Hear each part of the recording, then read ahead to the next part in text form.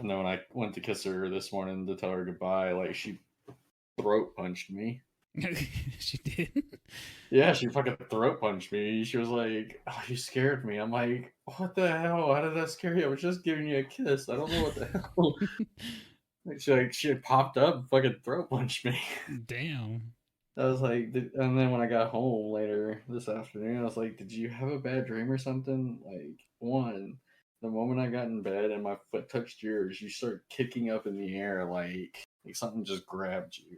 Was she still And then I asleep? was like, yeah, she was still asleep. At least during that one, she apologized for the throat punch, like after she did it. But I mean, I didn't know if she was like awake or if she was like just saying sorry in her sleep. So Damn. I asked her when I got home, and she's like, "No, I was awake. I woke up." She was like, "I just got scared." Damn, you should have just like throat punched her back. No, I'm Yeah, joking. I was like, and then she like told me what her dream was, and it had nothing to do with throat punching. So I was just like, "What the hell was going on here?" She's like, I had a dream where like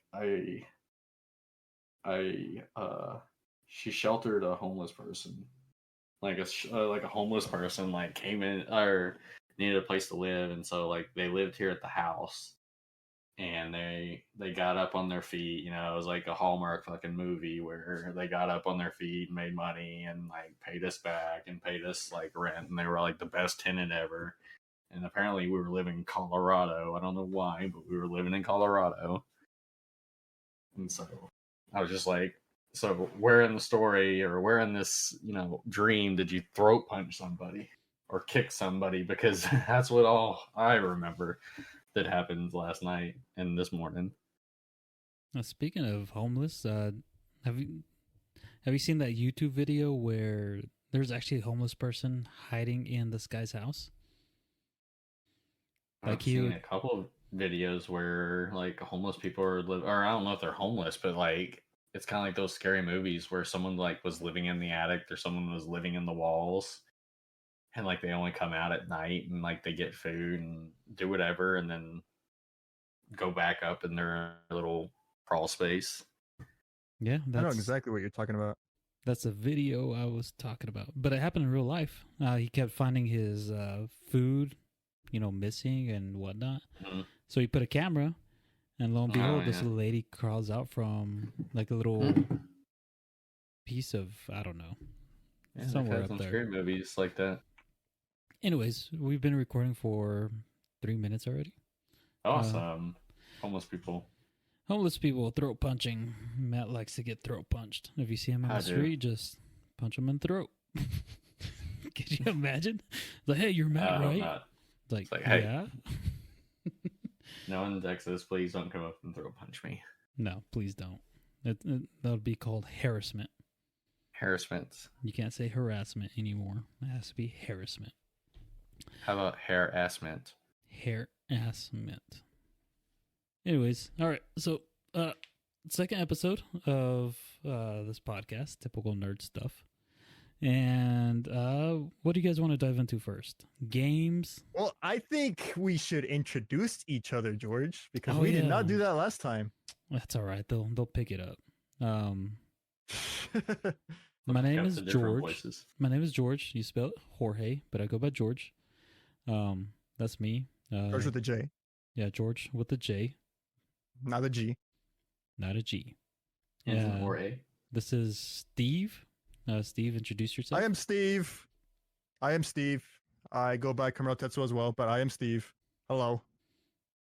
And we have the third guy. From? We have the third guy in the corner over there. Say hello. I was kind of curious about where your name came from, Steve. Steve? I was curious too. So when I asked my parents, they were like, I meant the Camaro Tetsuo. Oh, Camaro Tetsuo. Tetsuo, yeah. I was going to go into the deepest of lore of my childhood. Okay. Camaro Tetsuo, well, Tetsuo is a nickname that I received from my older brother, which we're twins, by the way. We're like 16 years apart, but we're twins. And he a real twin? he would give I believe it because I've never met your family. Yeah, no. This is a perfect opportunity to get to know each other a little bit. Tetsuo was a nickname my brother gave me whenever I would do something stupid. or screw up or whatever. It originated from Akira. Tetsuo Shima is a character in that animated movie. So yeah, that's where that name came from. And like even my family, like my dad and mom would say it as well. That's how stuck that nickname got. Of course they don't say it all the time or whatever, but they probably don't, and they haven't said it in a long time. But back in the day, they would say it. Figured you just And liked Camaro, Camaros. Camaro is, yeah, my first car was a Camaro, and I do like Camaros. So around my teenage years, I stuck both of those names together, and that's where Camaro Tetsuo came from. Oh, okay. Like I said, I just thought you liked Camaros, and then Tetsuo, I thought it was like something from an anime. I was thinking it was like Bleach or something like Getso, Tensho, Bankai, Ichigo type thing. Oh yeah, yeah. I mean, you were close. It was from an anime. No, okay. Yeah, his favorite movie, by the way. Matt, that's your favorite movie, right? Akira? Akira? Or are you talking about Akira? Akira, I guess. I mean, it's the same name, Akira and Akira. Oh, no, Akira is the name of your dog, and Akira is the name of a dog movie that is very, very fucking sad. Oh. Well, Akira. Well, Akira. Matt, because you saw Akira, right? Or Akira is the way you pronounce it in Japanese. Did you watch it in Japanese or in dub? I watched it on Funimation. I think it was in English. I think it was dubbed. So you just told me right there you didn't pay attention to the movie, Matt. It was not memorable for me. All I know is I didn't like it. Can't even remember if you watched it in English or Japanese. The girls had little mole nipples. That's all I remember from it. Yeah, that's an important scene. Is it an important scene? Because it didn't. That's the only thing that I remember besides dude was angry. I don't know. That whole movie was kind of confusing, but I liked it. But yeah, I'm sure it was a great movie of its time, and the animation was great for its time. But it's kind of like, some of those animes you try and go and watch again after a long set of time. It just doesn't catch me. It's the anime that told America that that we care about animation. That's the anime that revolutionized a lot of things. Like the Matrix wouldn't exist because if it weren't for Akira. The Wachowski brothers, or now they're sisters, right? They were that movie highly influenced them, and a lot of other stuff too. I think even Steven Spielberg mentioned Akira had influenced him one way or another. So it is definitely like one of those movies that has changed the way a lot of people think, the way a lot of people see things in life. I don't know. Anyways, speaking of Akira, not my dog, Akira. Taika Waititi is, I don't know how true this is, but Taika Waititi, the guy that directed Thor, Ragnarok, I think he's trying to get some, I don't know how to word this, but he's tied to a project to direct that movie. So if he directs it, then I mean, I love him as a director. Yeah, he's pretty good. He's directed some Star Wars, not Star Wars, but The Mandalorian. He's directed some episodes of that. And I mean, I hope it's true. I mean, I hope, he is tied to a project like that, like Akira. And I mean, I know he'll do a pretty damn good job. Well, yeah, like the live action Akira was in the works for a long time. It got put on hold. It got it got postponed for whatever reasons, and then the COVID happened, so that also like threw a wrench in the whole production line of it. But it was originally going to be developed or directed. Sorry, thinking video games here. It was originally going to be directed by the director of Suicide Squad, which I forgot. Was it James Gunn? Who did Suicide Squad, George? James Gunn? Yeah. He was going to be the original director of that movie, I believe. but stuff changed, and they straight up didn't cancel the movie. It's still happening, but I don't know where it is in production, because it has been in production for quite a long time. Like I've seen like concept art of like Tetsuo and like Neo Tokyo, and of Kaneda's bike, and also like some like freaking props and stuff like that. But other than that, yeah, I don't know much else. Yeah, I mean, hopefully it gets done. But I guess since we're talking about anime movies, have you guys seen the Cowboy Bebop trailer? Just watched it again. The before live we did action one? this. Yeah, I mean, like I've watched it a couple times and different ones, but I just finished watching it again. I will say I've never. I mean, I'm probably gonna get some hate for this, but I've seen like 1 or 2 episodes of Cowboy Bebop. But man, the live action trailer looks awesome. Of course, I don't know much about Cowboy Bebop. Of course, you two will go into detail more about it. But other than that, what are you hoping this movie is? You think it's gonna be good based off the trailer?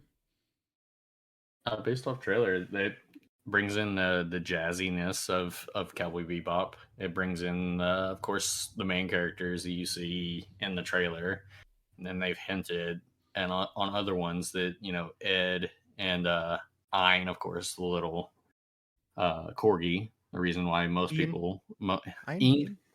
Ein is the reason why most people have a corgi that are weebs. It's like, oh, okay, that's a iconic dog.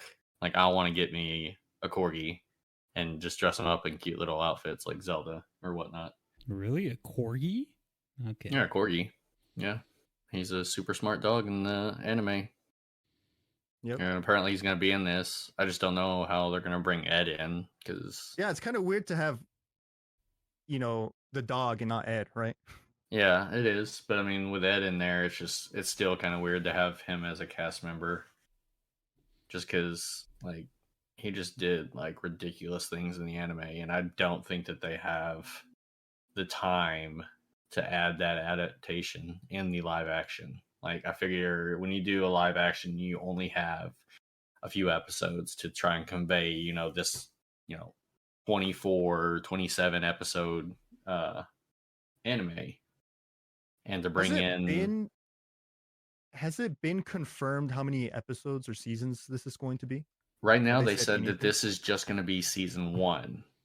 So that gives me an idea that they're planning on doing multiple seasons, which is great, because that means that they're not going to try and compact everything into a, like a 12 or 13 episode show. Right. Which they shouldn't. They should be able to, tell the full story. Now, is it going to be able to bring in every little bit from the anime? No. Are there going to be some of the same people? Kind of. I mean, in the trailer, you see Vicious, which is the main bad guy in the anime show. Mm-hmm. Now, are they going to bring in, like, some of the other characters that are really close to Spike that kind of bring up the reason why Vicious is the bad guy? Who knows? I mean, I guess we'll see on the 19th. Right. Mm-hmm. George, I totally recommend you watch the anime if you have time. It is on Netflix now. They actually put all of the anime on Netflix. So I would definitely recommend that. The thing is, like, again, like, I don't know how they're going to handle the source material in the live action show, but I do know that the director did say that it's supposed to be like a companion for the anime. So while I'm pretty sure that there's gonna be a lot of stuff from the anime in the show, the live action show, it seems like they're gonna be also doing their own thing. Like, just by like how he said that it was supposed to be like a kind of like a companion towards the anime, where you can watch the anime and enjoy it for what it is, which is an excellent anime. And the show will have probably other stuff that is not in the anime. I'm only assuming. Yeah, I mean, I was reading the comments, and I mean, there's a lot of hype behind that trailer. So I like to see it. Of course, compared to Resident Evil, there's a lot of hate on that comment section. But on this one, there was, a lot of good. It looks like Netflix is, I guess, in a way, trying to take care of it. I guess in a way, if that's the right. I mean, I think they're just trying to compete with other. Yeah, I wouldn't say Netflix is trying to take process. care of it. I think they just want, Netflix is just a corporation that wants money. But the people, it's all about the who's in charge of handling this source material. Like when you have someone that doesn't really care, then you get something like Star Wars episode, 7, 8, and 9, where it's like where like Disney just is trying to get money, right? That's why they weren't planning it out. They just put people in charge of it. And then, they came out kind of like, while I personally do like them, they weren't all that great compared to like the original, 4, 5, and 6. So yeah, like it's definitely all about whoever's in charge of the animation, like who's in charge of like the source material, who's in charge of doing the movie or the show. And that's why you have Mandalorian, which is pretty excellent because the people in charge of that do care. John Favreau, Favreau. Yeah, Favreau, and the other guy that wears the cowboy hat, forgot his name, David something. Taika Waititi. They're all good. Yeah, they're all people that care about what they're doing. They care about that source material. They cared about Star Wars, so it came out good. And it seems like the actors themselves in the Cowboy Bebop live action, they care about these characters. It seems that way. So that's good. That's a good sign. Of course, the director needs to also, or whoever else, the producers, they need to also care about the source material, about, the essence of what makes Cowboy Bebop Cowboy Bebop. Yeah, I mean, I'm excited for it. I'm going to have to watch it. My daughter's going to have to watch it with me. So, but yeah, definitely that's something I'm going to try to watch before I start the series. But yeah, I'm pretty excited. What do y'all think about the cast that they have planned out for it? I do like John Cho. That's the, let me see who's playing. Yeah, he's playing one of the main characters, Spike. Mm-hmm. I do like him. Out of him, he's the only one I really like recognize from other, somewhat A-rated movies, like Star Wars. I mean, not Star Wars. Star Trek. Star Trek. Harold and Kumar. Of course, White Castle. Yeah. I do know Faye, the actress that plays Faye Valentine. Mm-hmm. She's the actor that comes on Jurassic World. That okay. That nerdy scientist girl or whatever. Oh yeah, okay. I know. That's Daniela Pindella or Pinda, something like that. Pinda. Daniela Pineda. Oh, sure. She's Mexican. I'm bad with names, so that's awesome. Yeah, and she was also in the Vampire Diaries series. So I mean, if you were a big Vampire series person, then she was in those. From what I see, the cast is pretty spot on. Like, I don't think they could have gotten it any better. Like, yeah, the actor that plays Spike, he's a little old, Mm-hmm. but I still think he pulls them off. Yeah, I think John Cho do great. Of course, the guy who's playing Jet, the guy that plays Jet doing is amazing. Like perfect. Yeah, he's a perfect guy for it. Like, he's spot on with the anime. Faye, I'm not so sure on, just because I don't know. Like, Faye was one of those like first crush anime people for me. Yeah, she was very sexy and whatnot. She just didn't seem that way. Like, sexualized. Yes, she was. Like what she wears and all that. So I can kind of see why they wouldn't want to like put her in like freaking booty shorts or whatever that are like unbuttoned and. You gotta keep it going. I mean, I would have liked it, of course. I'm not saying no to that, but we live in a society. We do indeed. So,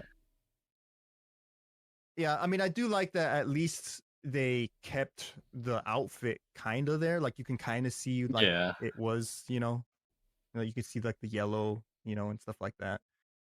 But yeah, in terms of like how the characters act themselves, I think they do a pretty good job. Faye looks a little the way she acts on the live action is a little Mhm. off, I feel, Yeah. compared to her anime. Uh because I feel like she cares too much about what's Mhm. happening in the live Yeah, action. she And in did the not anime, care a damn she doesn't bit. give a rat's ass. She goes and does her own damn thing. She's Yeah. like, screw So Spike, screw Jet. I'm gonna go off and do my own thing, which gets her in trouble a lot. yeah, and they had to save her. Uh but yeah, we'll see how they handle her. I'm more interested in to see what happens, like how they're handling Faye in the anime, in the live action. Sorry, Hmm. because I feel like Spike and Jet they're doing a fairly good job. Spike seems a little too depressed, uh, from what I see in the anime or in the live action. Uh, but we'll see. I did see You in know, the trailer that they showcased all the vehicles. Of course, they have their big carrier jet. Looks just like the jet in the anime. Also, yeah, Show Bebop Spike's little aircraft. two wing jet that he flies Yeah, around in a lot. It's on the carrier. You see it on top of it. So I yeah, it thought that looks was good. really cool that they're keeping a lot of that stuff the same. It does look good. I mean, there's a lot of little references from what I've seen of like photos, from the Hmm. sets and all that. That yeah, they're really trying hard to, you know, get this right. It seems that way. But again, won't know for sure until we actually see it and see what direction they take this live action series in, and how much of the actual anime is going to be in here. Uh but Yeah. there is also like the intro. The intro is there Hmm. on YouTube, and it's like spot on. It's like, Yeah, damn, they're actually putting in the actual the jazzy intro, which is good. be Cowboy Bebop without it. Yeah, Yep. that's true. Speaking of another, I mean, I wasn't going to talk about this next anime movie coming out, but another one that looks pretty good, and Matt, you showed me this whenever we were working. Is One Piece, the One Piece trailer. Hmm. Whenever you show me that, I'm like, dude, this is fake, and you were like very adamant. You're like, no, this is very real. And I'm like, damn, dude, like, how are they going to transition that anime to a live action movie? But whenever I Yeah, saw I the do not know. trailer, yeah, I mean, whenever I saw the trailer, I'm like, damn, dude, this actually looks pretty good. But like I said, I wasn't gonna talk about One Piece. But Matt, I know you're a huge fan. You got every freaking pop art, everything about One Piece in your room, and so yeah, I Yeah, guess my we could. room's decked out in one piece. So yeah, I mean, it's definitely a show that I'm probably never gonna watch. I mean, no offense. It's just too damn many shows, dude. 1,000 already, isn't it? I hope the comments roast you. I mean, I hope they do because I'm gonna tell you right now. I know it's a good show, but just investing that much time to watching all of them, I mean, I don't think I could do it. I really like collecting animes of like, if I like the show, I like to collect them. And I was doing that with Naruto, and I really like One Piece, and I was like, I'm gonna start collecting these. To only realize when I was like 5 seasons in that it was like a crap load of episodes. And I'm like, this is gonna take me. I don't have room for this, man. There's so much material I'd have to buy, so many cases of One Piece I would have to buy. So I kind of got, demoralized and stopped collecting it. But it doesn't mean that I won't eventually finish collecting it. I was just gonna, not right now. I'm collecting a lot of other stuff right now, like video games. Uh, but eventually, whenever I start collecting One Piece again, I'll definitely resume watching it. I can't remember what episode I last left off on, but it was somewhere in the hundreds for sure. Yeah, Matt's just caught up, literally. I watched it on the weekly drip. Yeah, the minute it comes out, he's glued to the television or computer screen. Matt, did you ever hear about it was someone in Japan that had like terminal cancer. It was like a kid that he really loved One Piece, Mm-hmm. but uh he obviously, he was not going to be able to, see the finale of the show. So the actual creator uh went over there and visited him in the hospital and brought all this like source material and like stuff that was like, nowhere near like going to be released. Showed him the ending of the anime and all that stuff, or not the manga. I thought that was really awesome that, at least he was able to do that for this kid. Yeah, Oh yeah. And Yeah, I'd seen that on, I think, Reddit. that was a long time ago too. And that was when even the creator said like, I'm gonna finish One Piece pretty soon. It was like 5 years ago or 4 years ago. Oh man, I just was looking at that article to see it again, and apparently the article was fake. Oh, yeah? Was it really? Yeah, they had scratched it out. I was like, I want to read that article again. But yeah, had been diagnosed with lung cancer, and his last wish was to see the ending of it. Yeah. But then they edited it saying that they had been notified that it was a fake article. So now they felt bad about it. Damn. Okay. All these years. All these years, Steve was believing it. He's like, oh man, I love this creator. But no, it was fake. I'm like, man. You got duped, Steve.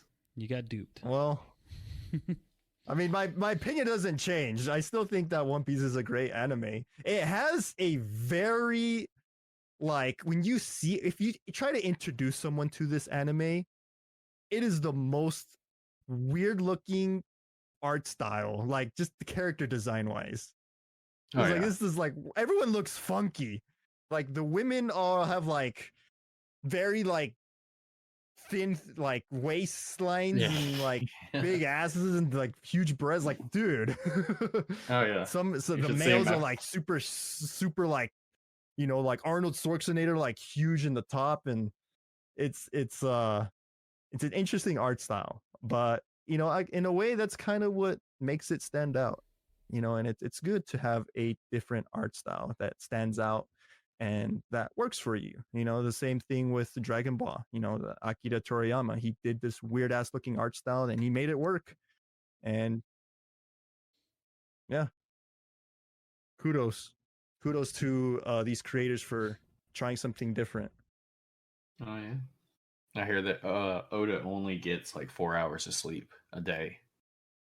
Like that's how dedicated he is to it. Yeah, I mean, a lot of them mangaki guys. Yeah, mangaku guys. It was like that. They just like dedicate it. Like I can't even imagining having a life outside of that, I guess. Like how do you juggle life? The creator of Naruto, also Masashi Kishimoto, I think is his name. I might be wrong on that. He was the same way. He hardly sleep, always constantly working on Naruto. It was the big three, right? The big three in Japan at the time was One Piece, Bleach, Naruto. And all three of those guys were like on top of their game. Always, no sleep, always constantly working.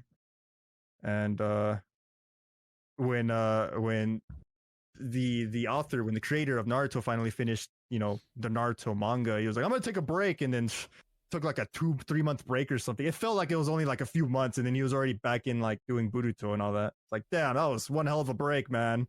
Like a few months. Yeah, it's crazy how it is over there. I think that's just a Japanese culture thing, because there's a guy on YouTube, Paolo from Tokyo, I think is the name of it. But he follows these Japanese people, a day in the life of, like, for example, the one I watched was a Japanese ramen chef. And man, that guy gets like 4 hours of sleep too.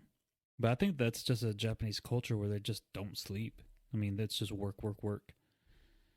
And I hate that's why their population is declining in a way too. It's just constant working. constantly. It's a normal thing over there to work 12-hour shifts. Yeah, I mean, That's why you see, and that's why you see in anime that the main character is always by himself with no parents.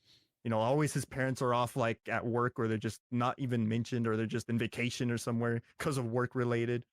And it's like, damn, it's like, yeah, because that's how it is over there. A lot of the Japanese creators, they're influenced, because of that's how the way their life is. So they create when they create their anime or their mangas, they always have the main character just by themselves without their parents, really, because their parents are always out working. Yeah, I mean, also, and I mean, all these work hours and everything. I mean, I think I read somewhere that that's another reason why the suicide rate over there is so high, is because they really don't have a personal life other than work. Well, that and usually in like Asia or Japan, China, they work nonstop. Like they're not allowed days off, and the only time that they're allowed off is, I think, during what they call New Year. So their New Year time period, it starts, close to January, and then it goes on for about 2 to 3 months. And that is the only time that they're off work. That's when they celebrate their New Year's or their free time off.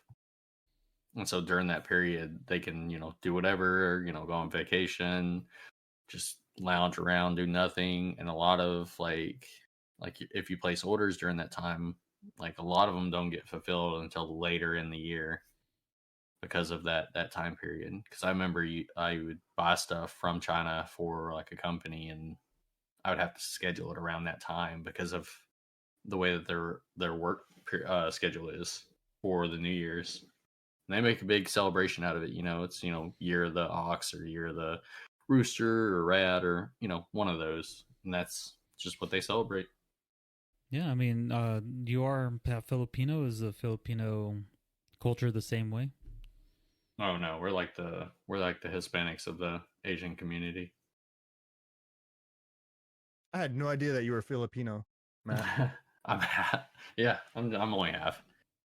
Yeah, it's crazy, Steve, because cool. Now that we're like, now it's kind of weird. It's funny because now that I'm married a Filipino, dude, I see Filipinos everywhere, popping up out of nowhere, like everywhere. Like I didn't know one Filipino. Then I married Reagan, my wife, and then like Filipinos everywhere, and now I could pick them out. And whenever I first met Matt, I'm like, man, I wonder what this guy is, because he doesn't look white. And I think I just asked you, Matt. What is he? Like, what is he? What is this brown abomination? Yeah, I think I asked you. I'm like, because in my head, I'm like, he's definitely not Mexican. And I think I just straight up asked you, I'm like, what are you, Matt? And you're like, oh, in a way, he said, I'm a white Philly. So. A white Philly? No, that was your terminology for me. You came up with that tag all on your own.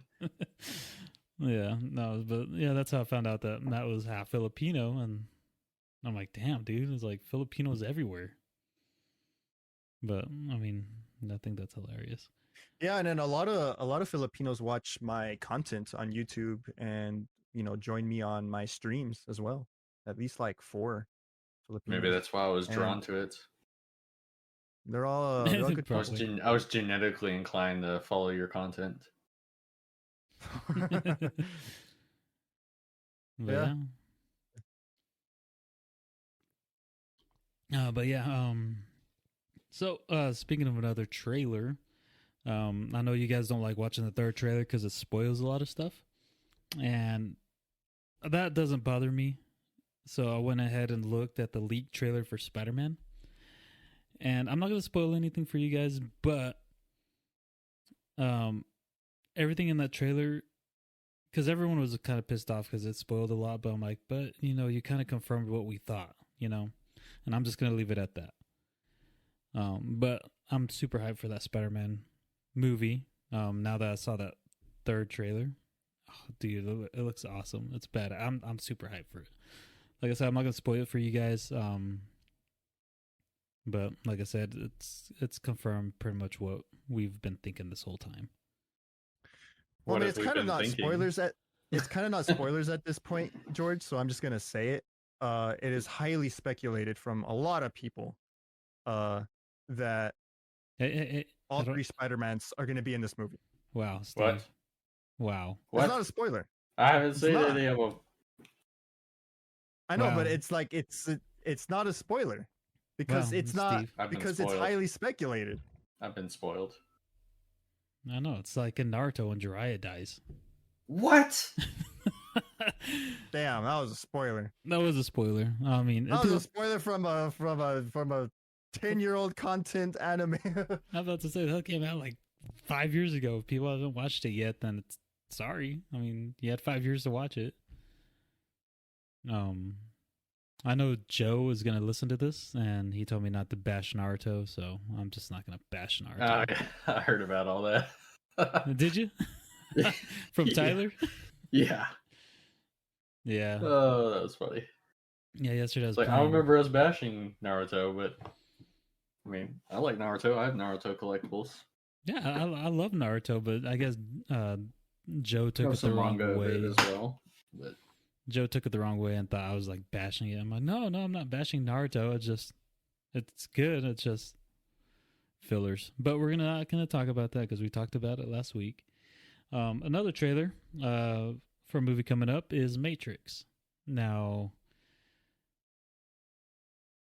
I don't know. I mean, I don't know. Steve, you're a huge fan of The Matrix, of Keanu Reeves in particular. Wait, hold on, George. Before we move on, there, can I jump back to the Spider-Man thing right quick? Oh yeah, go for it. I was gonna ask you, the spoiler that you were talking about, was it video or what was it? Yeah, so the third trailer What did you see? No, the third trailer got leaked because apparently it hadn't been released yet. So I just looked up trailer got Spider-Man. leaked. Yeah, so I just looked up Spider-Man trailer 3 leak, and I mean, it looked like Okay. someone was on a Well, see- camcorder recording it. So See, in my defense of what I just said, to you, Matt, and to everyone else that's listening, the thing about the three Spider-Mans that I said was speculated because of the initial trailer where Doctor Strange was merging the worlds, or like he was trying to like reverse time or what all that, and he Whole ended up screwing up Spider-Verse. and he merges. Yeah, the whole multiverse thing, right? Because that's the direction Marvel is going in, right? The whole multiverse thing, which is the direction the comics went in eventually as well. Mm-hmm. And yeah, that's where all the speculation was coming from, that they're gonna be putting those three Spider-Mans in there: Tobey Maguire, Andrew Garfield, and Tom Holland, right? So yeah, that's all of that. And there was a leaked thing of Andrew Garfield in a Spider-Man suit, like backstage or something, and they brought that up to him, and he was like, "Oh no, that's just deep fake. It's not real. Don't worry about it." Yeah, I haven't seen any of those. Now I knew that like they were building up to the Spider-Verse and that they were going to be doing stuff with it.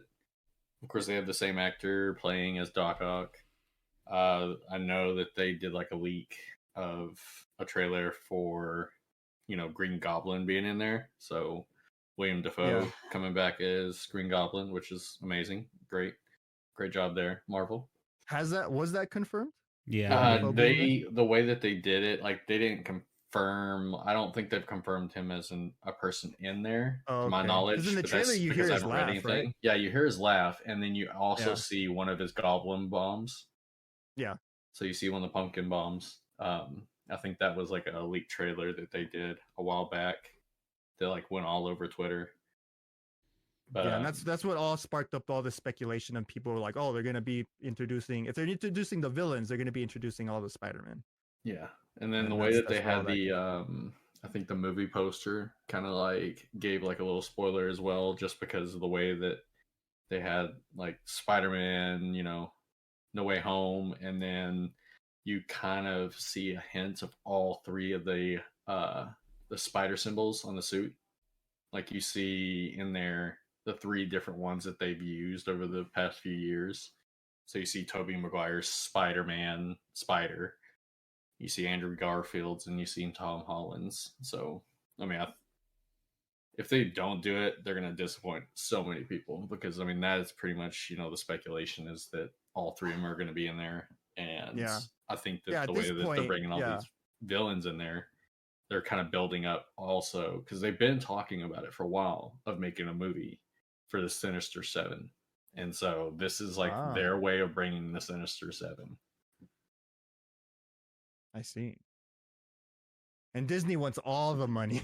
They can't have all the Well, money yeah, because they want all the because money. Sony They want all Sony the owns money Spider-Man. on that. Yeah. Well, yeah. And so I know that like they had that big falling out with, Tom Holland. Like Tom Holland, I mean, Yeah. he was supposed to end It was on the verge of being after. canceled. Yeah, he was supposed to be. His contract was supposed to be ending with Infinity War, or with Endgame, and because of all the fans and whatnot, they made that Spider-Man movie. They made the Homecoming, and then they started doing, they said that they were going to do 3 more movies with them, which is coming to pass. It's Homecoming, I think, what was it, Away Home and No Way Home? I can't remember what the second one was exactly. Yeah, no Way Home, or is it Far From Home? I forget the names. It's either No Way Home or Far From Home, and then the new one's like one of those names as well. Tom Holland. Yeah, no, it's Far From Home. That's the second one. Yeah, Far From Home, and then No Way Home is the new one, right? Yeah. That's a yeah. Far From Home. It's Homecoming, weird. It's No like Way Home. I think they could have thought of a better name. I think, but it's kind of confusing. Oh yeah. So back to trailers. Matrix, the new Matrix. What do you guys think of it? I haven't watched it, and I don't plan on watching it. Yeah, right. I mean, no offense, but I just don't feel hyped for this movie. I know I wasn't a big Keanu's Matrix fan to begin with. Like, I remember the first one. I don't remember the second one. I think there might have been a third one. I know that one of them had like a big orgy scene. I don't remember it. Other than that, that's my knowledge of the Matrix. I think that they said that they were going to do an anime for it though, but I'm not sure if I'd watch that either. Just because I've never been a Matrix fan. Yeah, I mean, I'm with you on that one, Matt. I mean, the only one I really remember is the first movie. It was memorable. I mean, it was just like nothing like that came out, and that was like very futuristic, made your brain think. I remember in school that we had to we watched that video as a representation of like some type of writing because of the way that it was made. I mean, kind of just blows your mind, puts you in the thought of like, hey, are we really in reality or not? Or are we just in this virtual reality, augmented reality?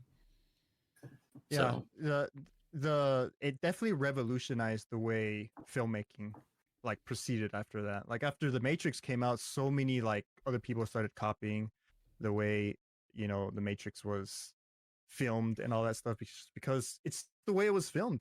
It was just amazing. The way they directed that movie was fantastic, with all these like 360 cameras going around the characters and all that stuff. Oh, most definitely. Or the actors. Slow motion scenes. I mean, I think in like the Wanted movie where like they started like curving bullets and dodging bullets and stuff like that. I mean, it was very Matrix E. Yeah, I mean, like I said, the first movie is the only memorable one. Bits and pieces from 2 and 3, some scenes in those were good, but for the most part, I don't know. I don't know if they should have made another Matrix movie. Or I don't know. I mean, I could be completely wrong. It could be an amazing movie. I'm going to go watch it just because of Keanu. I think that it is going to be an amazing movie. That it is definitely going to, go into what is the Matrix. Yeah, I mean. So, I think it even revolutionized some anime as well, because I mean the way some of these anime, I don't like the idea of it. I think might have created a isekai type anime. It's like, oh, okay, well now you got, Sword Art Online. Hey, I'm in a video game. I'm teleported to another world. I'm stuck there in this altered, augmented reality, and it's been that way for a lot of anime too. So I feel like Matrix might have created those type of animes as well. And I think that if you like isekai type animes, you might like this new Matrix movie because that's what it is. The whole movie is about Keanu Reeves feeling like out of place. Like he feels like this is like not real, or like this is like not where I should be. Like it kind of has like this anime feel to it. Because again, like Matrix exists because of an anime called Akira or Akira, that originated from that. And then everything always comes from something. No, most definitely. And everything always borrows from something else. So yeah, I think the way they show these trailers on the new Matrix is pretty good because they're not trying to like show a lot. And I feel like it is going to have a lot of action in there, and it's going to have a lot of like interesting story elements. So I'm personally super excited for this. I'm not trying to overhype myself, of course, but I do have expectations like for it. I'll give it a solid try. I can't promise that I'll probably go to the movie theater for it, but I will watch it at some point in time. Yeah, I mean, I'll probably go watch it with you, Steve. But I'm just not hyped for the movie yet. I just need some more stuff to come out for me to be. I think it's good. I think it's good not to be hyped for something, and that way when you watch it, you become hyped. You become like, holy crap, that was way better than I thought it was going to be. Sometimes that's the best way to watch something is not to overhype yourself, because if you overhype yourself, you end up getting something like Cyberpunk 2077, where it is just overhyped. It was so overhyped that if you go to Google, it's like, is Cyberpunk 2077 going to be the best game ever made? Like literally, that's what would come up if you put Cyberpunk 2077 on Google. It would say Cyberpunk 2077 might be considered the best game ever made. It's like, this was of course before it came out, right? Right. Yeah. Like it was like biggest disappointment in video game history so far. It was up there for sure in terms of the disappointment, because it was just so overhyped. No Man's Sky, was up there as well as being overhyped as hell. It didn't deliver. At least the creators of No Man's Sky fixed the game, and now it actually, exceeds everything that they said was going to be in the game. The game is fantastic now, but it took a few years, and everything they released was free as free updates. I think the news I did hear on the Matrix was that they were not, and it was kind of disappointing in a sense, was that they were not going to have Lawrence Fishburne as Morpheus. Yeah, I mean, he is not in the movie from what I could see, and so, but they're going to have a Morpheus. They're having a Morpheus, but it's not Lawrence Fishburne. So it's kind of like, how are you going to do it? There's questions, right? It's like it makes you think like, is he going to be in the movie? He's saying no, but is he going to be in the movie? Are you sure? I'm not sure if they did a new cast for it or. No, it's a different Morpheus. Like if in the trailer, it's a different Morpheus. But that's the thing. Lawrence Fishburne did say no, that he wasn't going to be in the movie, but he could be lying. I mean, the guy playing Morpheus is Manta from Aquaman. Yeah. I mean, I'm going to butcher his name, but Yaha Abdul Mateen II. Yeah. Huh. So the guy that played Manta on Aquaman, he's going to be the Morpheus. Yeah, I'm pretty sure the only people that they're having is going to be, of course, Keanu as Neo, and then Carrie-Anne Moss as Trinity. I think those are the only two people that they're going to have from the originals. I mean, in a way, this is going to be. Going to have Agent Smith. In a way, this is going to be like a reboot. In a way, it's like a reboot, because what is the Matrix? The Matrix is just a simulation, right? And what do simulations do? They reboot them. Or what can happen in simulations? You can reboot them. Yeah. See, this is what makes it interesting for me, and why I'm kind of excited about it, is that the storytelling can be fantastic in this if done correctly. So I do have some expectations for this, but I'm not setting myself up, for high hypeness here. I'm just curious, and I am excited. Speaking of excited, another trailer. There's going to be the last trailer we talk about on this podcast today. But I went and watched the, I guess, newer trailer of Resident Evil, Welcome to Raccoon City. And dude, I am like hyped for it now because the first trailer I saw was with that weird song. I cannot think of the song right now. I'm just kidding. Yeah, I mean, I agree with you, George. This is a bizarre ass song. Yeah, it was an 80s song, and I'm like, what? Why would you add this to this? But then I watched another trailer, and it gave me more of a horror scary movie element. And as you guys know, I love scary movies. That's my go-to.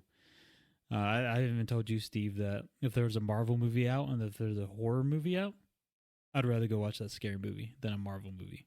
But once I saw that trailer, I'm like, okay, I'm a little bit more hyped for it. I mean, I don't want to overhype myself, but it looks good. It looks like a horror scary movie genre. I haven't seen that trailer, George, but my assumption was that it was going to be a horror movie because of the director. You know, the director himself, if you look at what he's directed, it was just nothing but horror movies.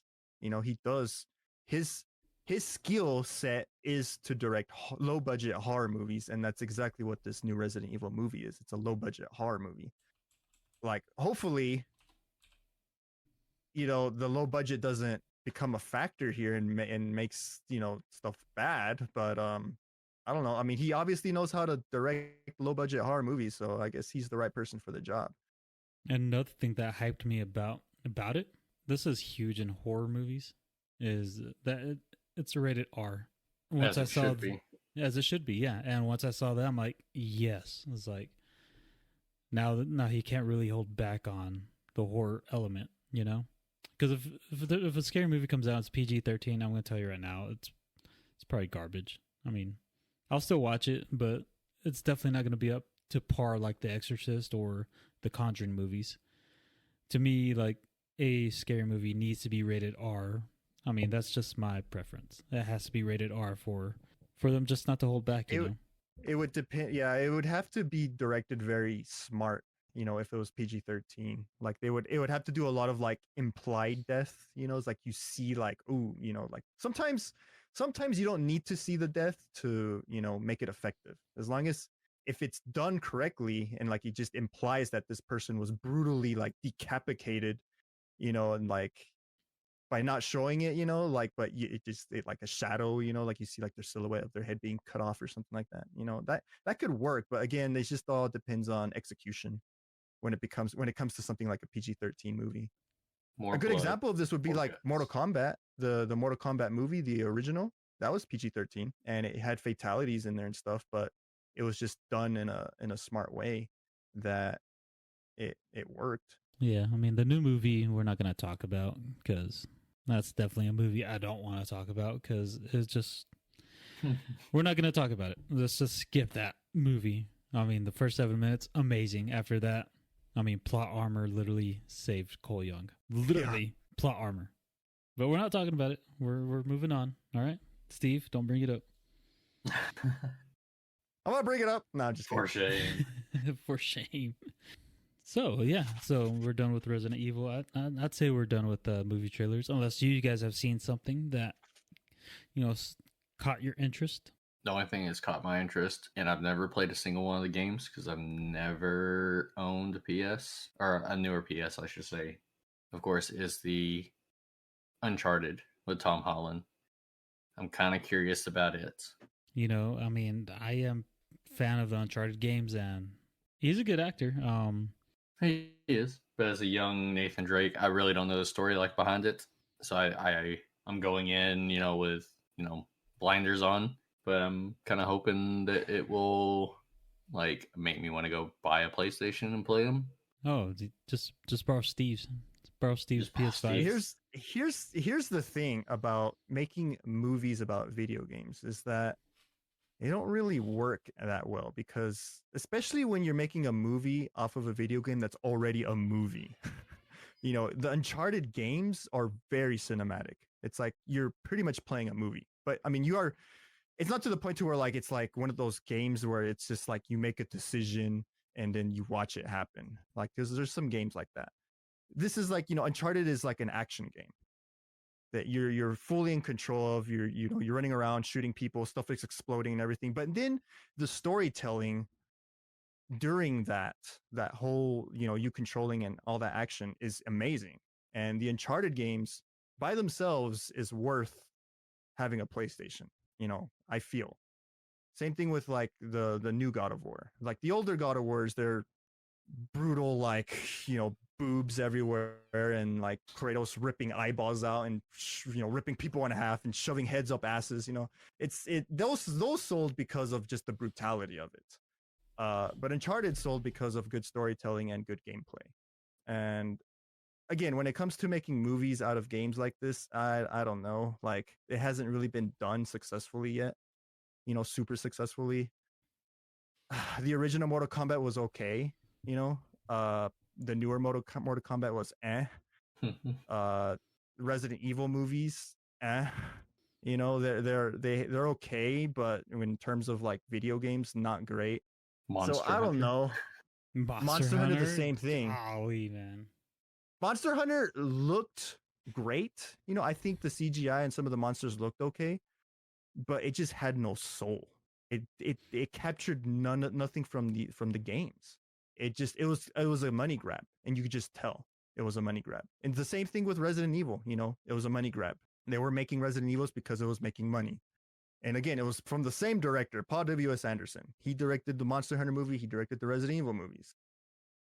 Who's the lead Which gives star? me hope. Which leads His around wife? to the Resident His Evil, wife? the new Yeah, his wife.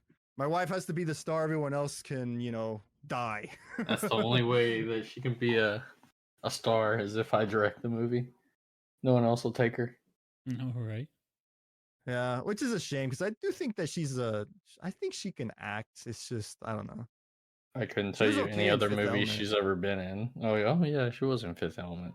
Yep. She was in Fifth Element. She was good there. It was her breakout role, as far as I know. Well, that was because he wasn't directing the movie. Games coming out in November. So there's Battlefield 2042. We've all played it. In 3 days, unless you have like the big old gold or platinum or whatever. I played the beta edition. Yeah, I played the beta. Loved it. And apparently it hasn't changed from the beta. So if there was anything you disliked about the beta, it's in the full release of the game. Can't think of anything. Yeah, I mean, I enjoyed it all. I am playing it right now. Not right now, but I actually was playing that before I jumped on. So you can actually play Battlefield 2042. And it's from our favorite studio. You have to get a subscription from them. EA Play. EA. Yeah, I didn't buy that subscription. I just bought the game. So I'll get to play it in 3 days. And we all love EA, because they're very money friendly, right? Oh, yeah. I mean, surprise mechanics in all their games. Boy, do they love their loot boxes. Yeah, so I mean, I don't know. Do they have loot boxes in this new Battlefield? Of course, I hope not. I've only done the beta, so I doubt that they will. I think they've gotten away from that now. I mean, they're being sued by like Europe. They're being sued by a lot of places in Europe. So, hopefully that's enough for them not to implement any loot boxes, or they call them surprise mechanics. That's what they said in court. These aren't loot boxes; these are surprise mechanics. And yeah, hopefully all this suing that's happening in Europe is preventing them from implementing any more of this garbage.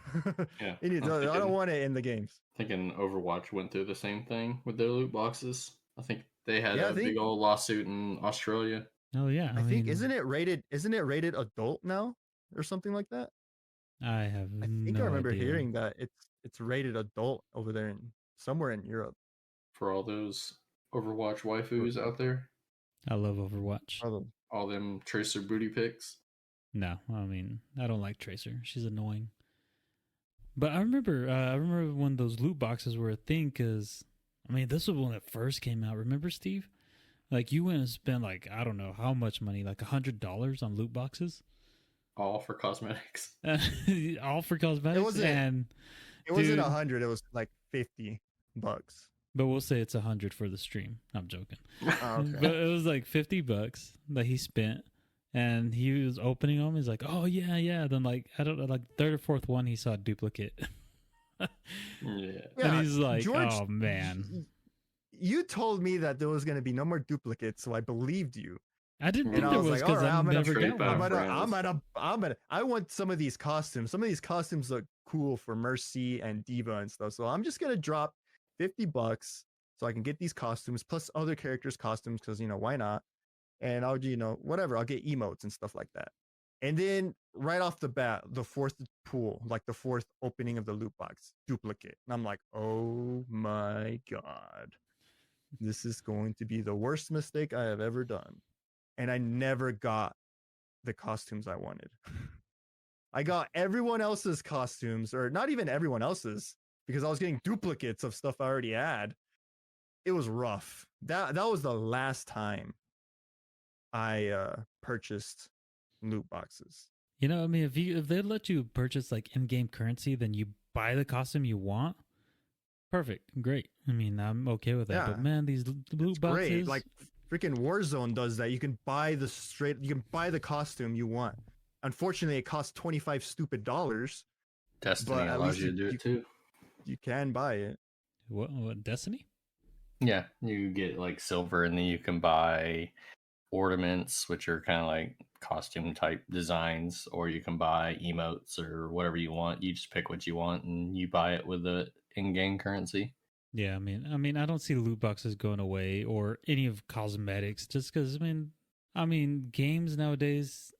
I've heard this before, and I believe it, but $60 for a game is pretty cheap for what they're trying to do. Of course, most of it is just cut and paste, like Call of Duty. So $60 for that. I don't want to spend another $60 on Call of Duty. But there are some games that are really good that I don't mind paying $70 for if they just take out the loot boxes.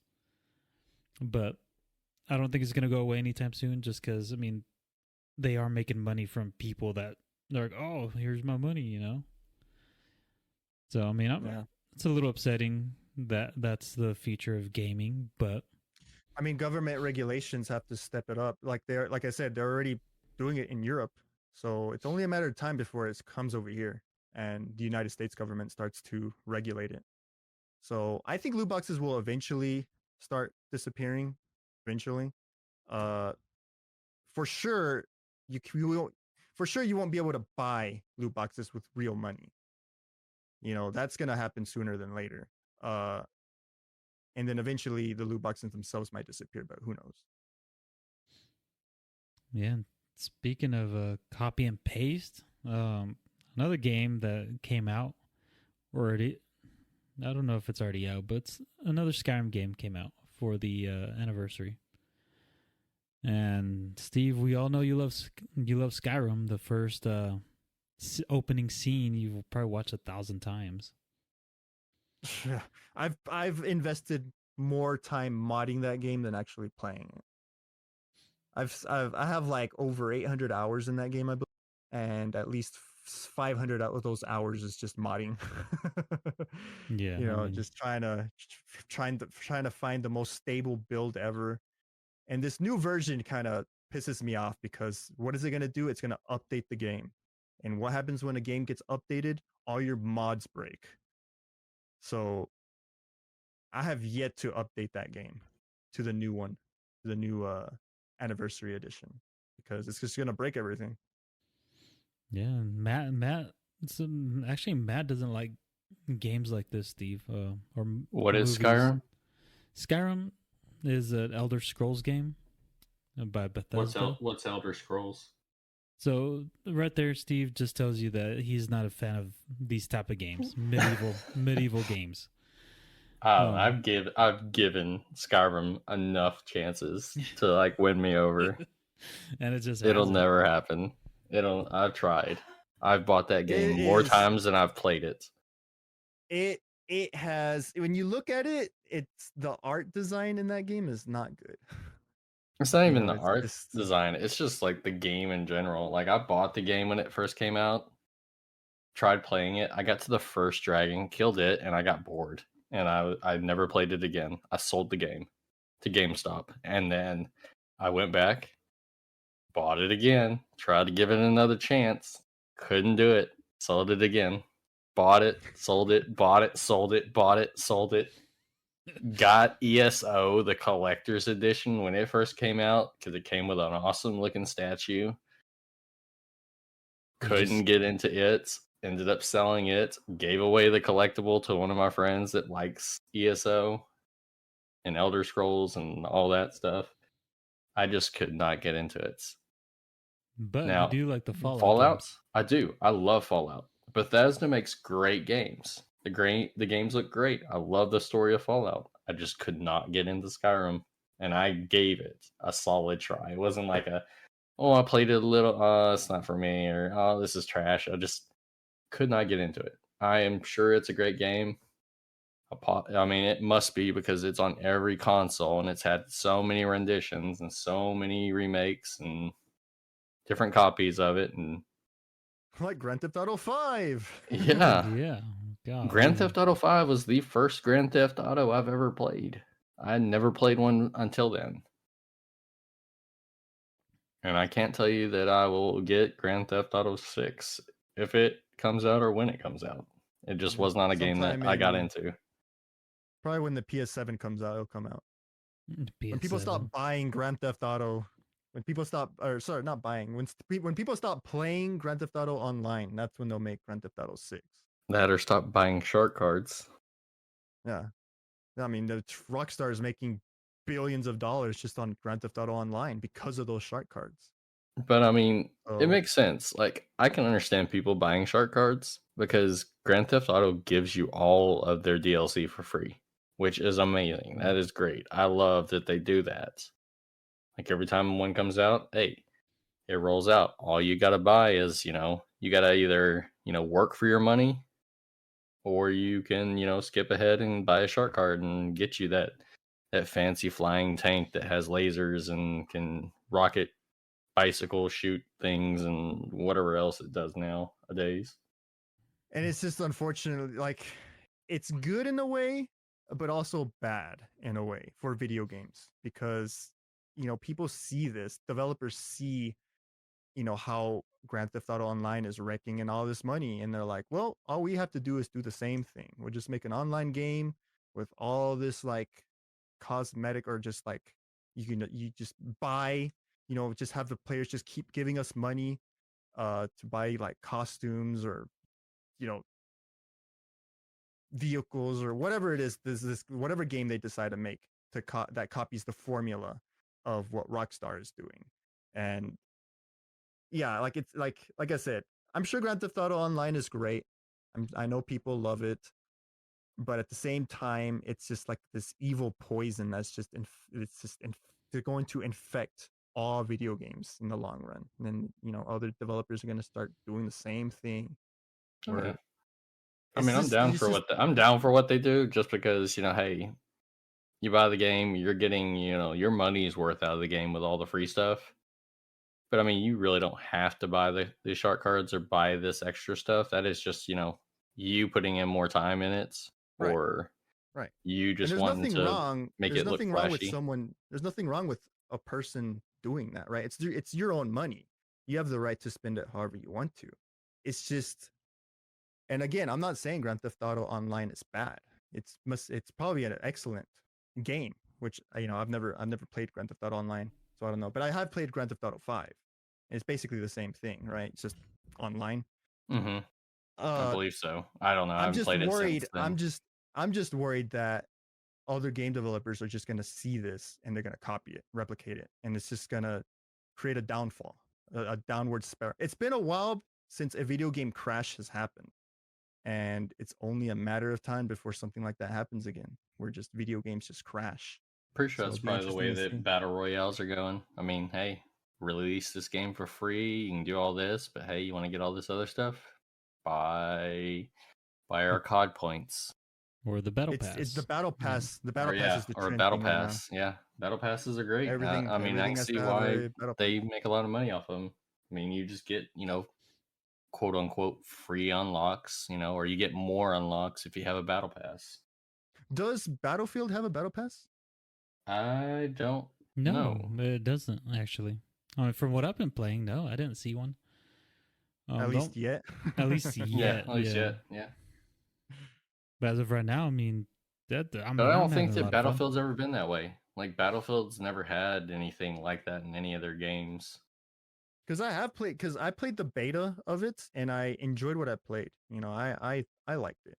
Oh yeah, I loved it. It was beautiful. But man, do the fans like really like I guess hardcore Battlefield fans, they hate the game. It is being Really, like I don't see reviewed. why. It's being reviewed bomb. If you go to like Metacritic and look at what people are saying, it has like a 2 out of 10. That's crazy. Damn. That is just like it is ridiculous. That's like old school being Rotten reviewed Tomatoes like viewings. Like I thought it was a great beta. I enjoyed playing it. It gave me nostalgia for like Battlefield 3 and Battlefield 4. Right. I think what the people are saying is that it just feels like Call of Duty. It feels like Call of Duty, and that they're going to implement like all these operator skins and stuff that you have to buy for like $20 and stuff like that. Like they're seeing what it's going to become. So I could definitely see that. From what I've played lately, I mean, I could definitely see where they're coming from on that. Because it is looking more like Call of Duty. I mean, let's just face it. It is, yeah. It is. I mean, I'm going to admit it right here. It plays like Call of Duty. It doesn't really play like an older Battlefield. Like older Battlefield games, they had more of like a heavier feel to the characters, and you weren't like slide canceling and jump shooting everywhere. Yeah. That's definitely how this new one is. Which I like that type of game style as well, so I have no problems against that. But definitely like hardcore Battlefield fans do have a problem with that, and they're making their voices heard for sure online, and that's why the game has like a 2 rating on user reviews.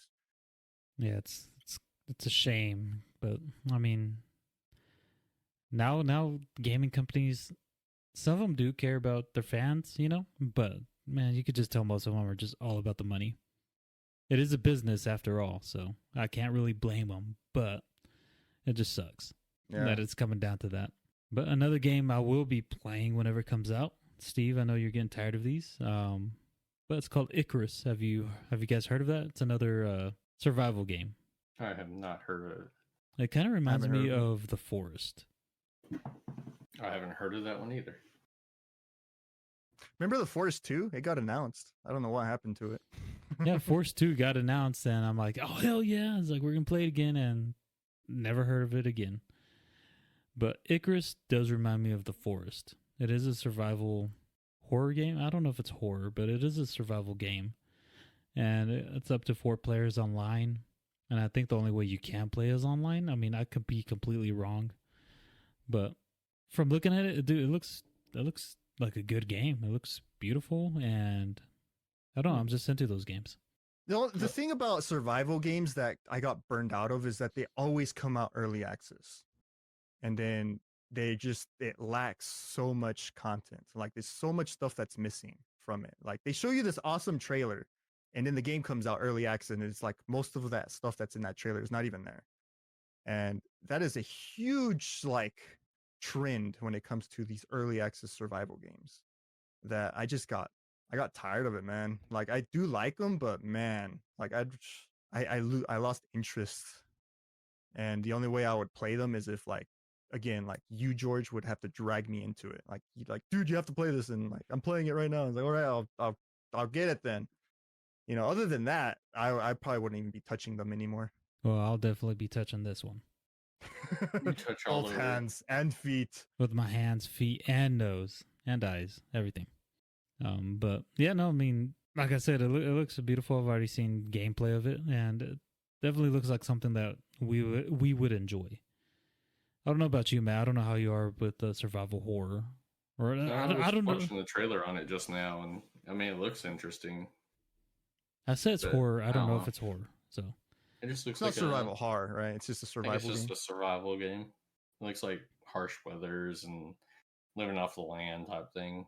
Yeah, that was another thing I liked about it, is because you are on this world and you are fighting against the elements also. So I thought that was awesome. I'm like, hell yeah, finally a game that lets you fight against elements. But I mean, that's a game that's coming out pretty soon, and I'm pretty excited for it. Another game that's out. I don't know if it's out completely, but Halo. Yeah, Halo it's is out completely. I mean, they're saying it's a beta, multiplayer beta, but it's the full game. It's a full It's game. the full multiplayer game. Yeah. Oh, really? It's it got announced. It got announced with the Xbox 20th anniversary live stream. Which I did see, and they didn't show much. It was more just like a celebration, event. But at the very end, they announced that, hey, since it's the 20th anniversary of the original Xbox, we're gonna give you the full multiplayer of Halo right now for free. And then they showed off the new Halo live action TV series, like a small teaser. Ooh. Which looks promising, It looks like it might be good, hopefully. Yeah, but then again, earlier in this podcast, Steve, you said video game adaptations aren't very good. They're not. We'll but see. This is a TV series though, so it's a little bit different. This is true. It's just, I don't know. Like Steven Spielberg was supposed to direct the Halo movie, but he backed out. Oh yeah, and that's why we ended up getting District 14, because they used all the props from the Halo movie or show that they were gonna do back in the day. So if you watch District 14 from back then, you'll notice a lot of the stuff in there looks very Halo-iness. Halo-ish. And it's that's why they ended up canceling the project halfway through and sold all the stuff, and that's why District 14 looks the way it does.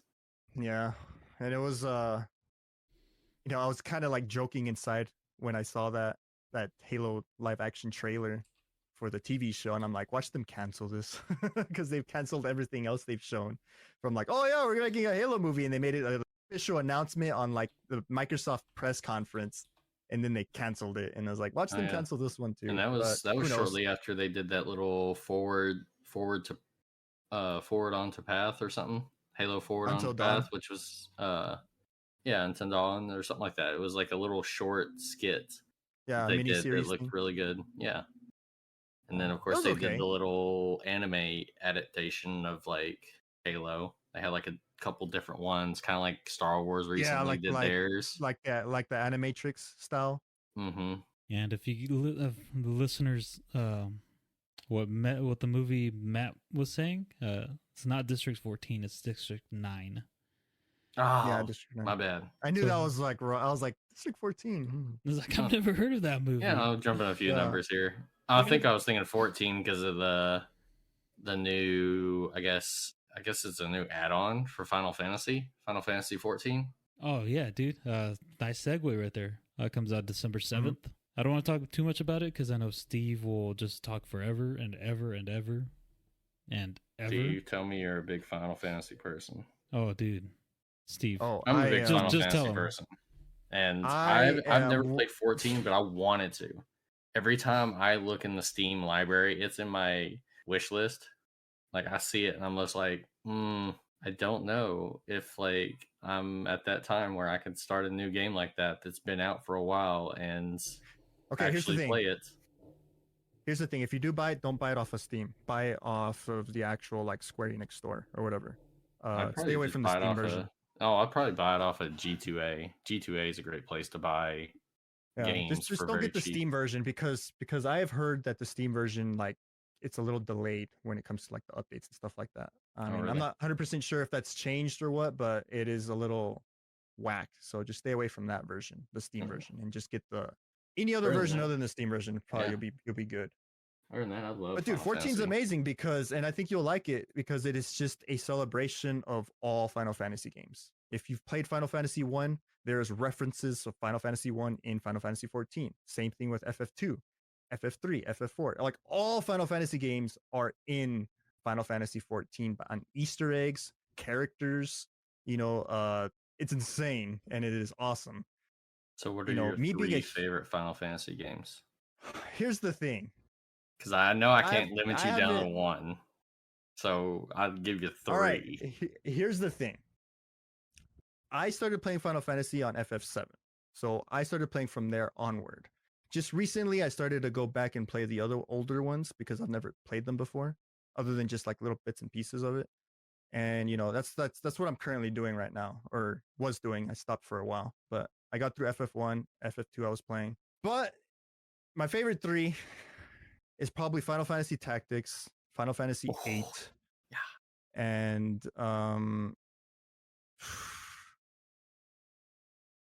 I mean, I would say FF14.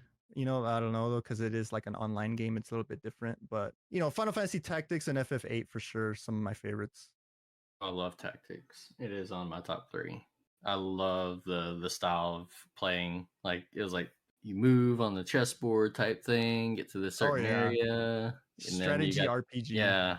Oh, I loved it. It was a The storytelling great is spin. amazing in that too. It is. I wish they would remake that. Speaking of Tactics, it was recently leaked, confirmed that they are making a remastered of Final Fantasy Tactics. Oh, I love it. I'm gonna get it. It is just finally it took them decades to finally do something with the title. But yeah, it's a little unknown if it's going to be just like a port or if it's going to be like updated graphics or what. Who knows? But they are doing something with it.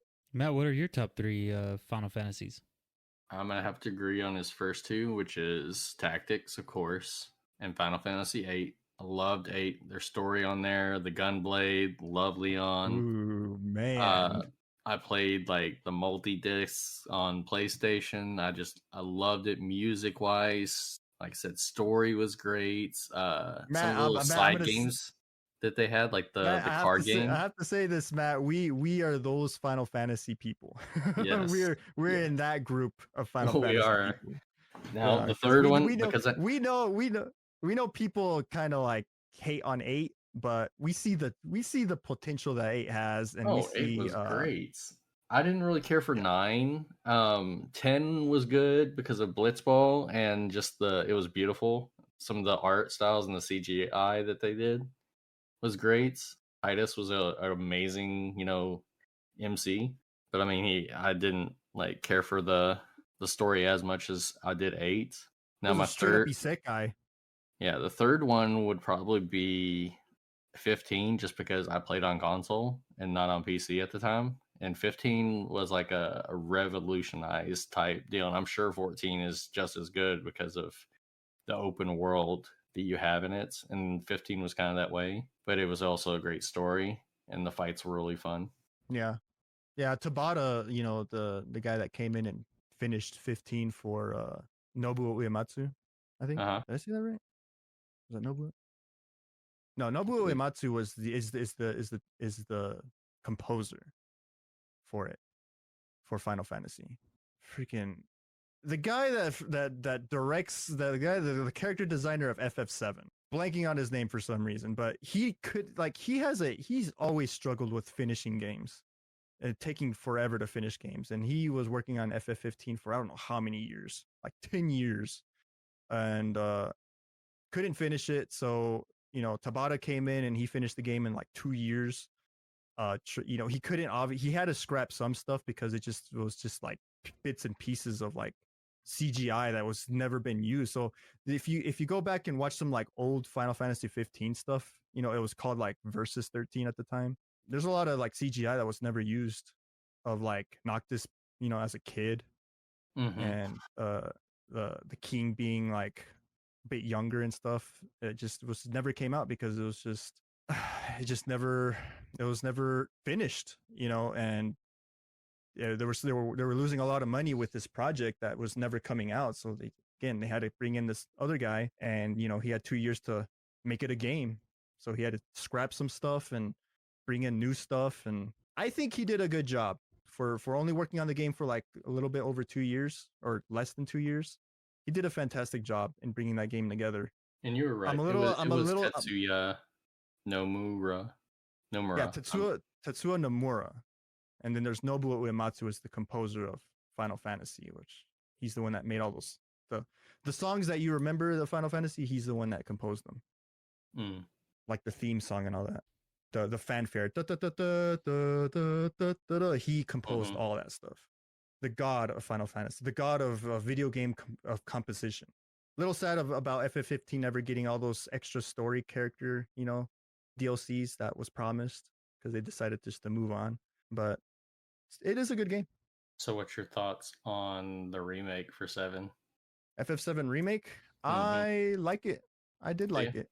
I think that, in a way you could kind of say that it's a sequel to Final Fantasy 7 because it's like a multiverse type thing, right? Like he's seeing stuff that's like from another world, like it's happened already. And yeah, I haven't played it yet. So, I mean, it's one of the main reasons, or one of the biggest reasons I wanted to get a PlayStation as well, to go back and play it. I forgot. I forget that FF7 remake is a exclusive. Yeah, exclusive on there.